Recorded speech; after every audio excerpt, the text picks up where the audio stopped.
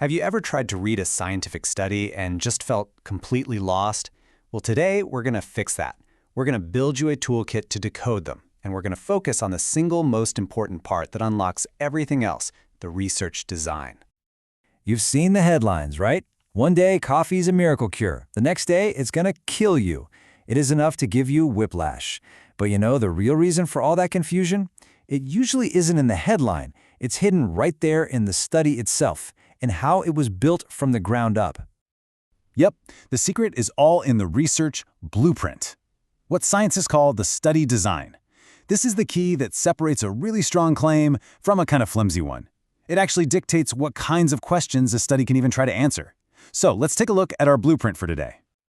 Okay, so here's our game plan.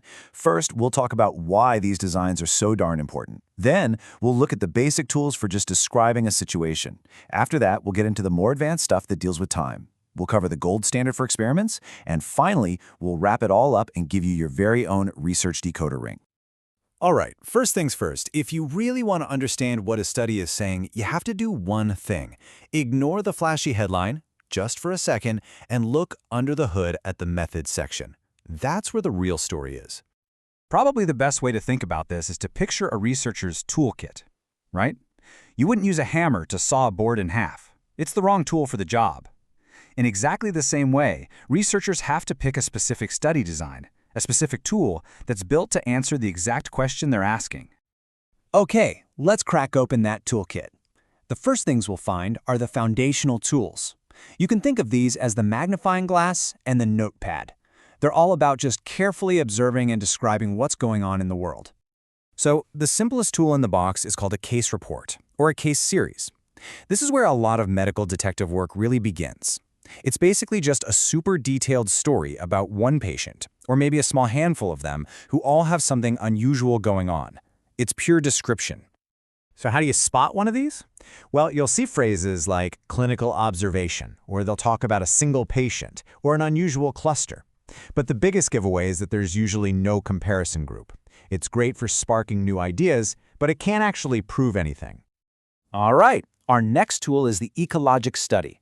This one uses a really wide-angle lens. Instead of zooming in on people, it zooms out and compares whole groups. Think about comparing the average salt intake in different countries with their average rates of high blood pressure. Now, when you see a study using aggregate data or average values for entire populations, a big flashing warning light should go off in your head. It's called the ecologic fallacy. This is the trap of thinking that what's true for a whole group must be true for every person in it. Just because a country has high salt intake and high blood pressure doesn't mean that people with the high blood pressure are the ones eating all the salt. It's a classic mix-up. Okay, let's move on to the next set of tools in our kit.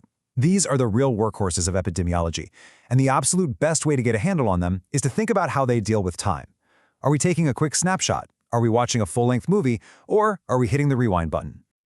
Let's start with that snapshot, the cross-sectional study. Imagine you take a single photo of a huge crowd. You can see who's wearing a red hat and who has a blue shirt, but only in that one moment. This study does the same thing. It measures an exposure, like, say, your exercise habits, and an outcome, like obesity, at the very same time. Its whole goal is to figure out prevalence, which is just a fancy way of asking, how widespread is this thing right now? You'll often see these described simply as a survey, but here is the massive limitation, and it's called ambiguous temporality. Since everything's measured at once, you have no way of knowing which came first. Did not exercising lead to obesity, or did having obesity lead to not exercising? It's the classic chicken and egg problem. So what if a snapshot isn't enough? Well, then you film a movie. And that's our next tool, the cohort study. This design is way more powerful. You start with one group of people who've been exposed to something, let's say they work in a factory, and another group who haven't. Then you hit play and you follow both of those groups forward in time for years, even decades, to see who gets sick. So the process is pretty logical. First, you define your groups based on their exposure. Then you follow them forward. And you're looking specifically for new cases of a disease. That's called incidence. And once you have that data, you can calculate something called relative risk, which is this powerful number that tells you how much more likely the exposed group was to develop the disease. But what if the disease you're studying is super rare? It could take forever to see enough new cases in a cohort study. Well, that's when you hit the rewind button with a case control study. Here, you start at the end of the story. You find a group of people who already have the disease. Those are your cases. And a similar group of people who don't, your controls. And then you look backward. You dig into their pasts to see if the cases were more likely to have been exposed to something. This comparison right here is so important for telling them apart. A cohort study looks forward. It starts with an exposure and asks, what's going to happen? A case control study looks backward. It starts with the disease and asks, what already happened? That direction of time is the main thing to remember. Look, if you remember just one thing from this whole section, let it be this. Always, always ask how the study groups were picked in the first place. If they were grouped together because they all had the disease, it's a case control. If they were grouped together based on their exposure, it's a cohort. That's the simplest way to tell them apart, period.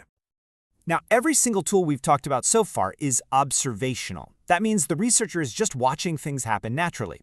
But what if you need to prove that something actually causes an outcome? For that, you need the most powerful tool in the entire kit, the experiment. And that brings us to the randomized trial. You might see it called an RCT. In this one, the researcher isn't just watching anymore. No, they're actively intervening. They take a group of people and then randomly assign them to get either a new drug or a fake one, a placebo. That act of random assignment, well, that's the magic that makes us the gold standard for figuring out cause and effect. The word randomized is your #1 clue that you're in experimental territory. You'll also see words like placebo and control group. The absolute best ones are double-blind, which just means that neither the patient nor the doctor knows who got the real treatment. It's the best way we have to prevent our own biases from messing up the results and to truly measure a treatment's efficacy. Phew. Okay, we have covered a lot of ground and we have filled up our toolkit. So now let's put it all together into one handy decoder ring that you can use anytime you see a new study pop up. And here it is, your cheat sheet. The cross-sectional is the snapshot, asking about right now. The case control hits rewind to ask about the past. The cohort plays the movie forward to ask about the future. And the randomized trial is the experiment, the only one where the researcher steps in to ask, does this thing actually work? So there you have it. You have the toolkit. The next time you see one of those wild health headlines, you don't have to just take it at face value. You can look right past the conclusion and ask the single most important question there is. How do they know that? What tool did they use to find that out? Because understanding the blueprint, that's not just for scientists. It's for anyone who wants to understand the world just a little bit more clearly.